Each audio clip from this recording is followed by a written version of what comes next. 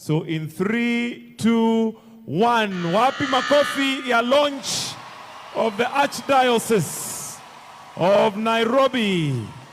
Makofi, makofi, makofi, makofi, makofi kabisa. Mungu ni nani?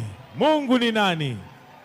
We'll also request Your Excellency, the Secretary General, to hand you over the certificate, which you will hand to the residing bishop, His Grace David Gatimo, ikiwa ishara ya kwamba tayari sasa kanisa iendelee. Na ndio hiyo certificate basi, wapiga picha. Asanteni sana na makofi pia na tushangilie,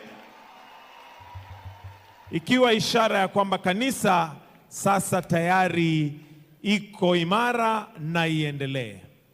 Na nitaomba sasa tuweze kurudi kwa mahali petu pa kuketi.